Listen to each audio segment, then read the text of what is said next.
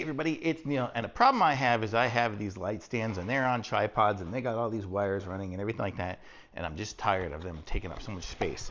So what I got here is I got these stands. I'll show you here what it is. It's a little stand like this, so it's basically got the same stuff as a tripod, but instead of it hooking up to the tripod stand, I can just mount it under my kitchen cabinet, because I always kind of just do it in the kitchen anyways. So I can just kind of connect it up there and use it that way. So how cool is that? So I'll show you guys here what I'm talking about.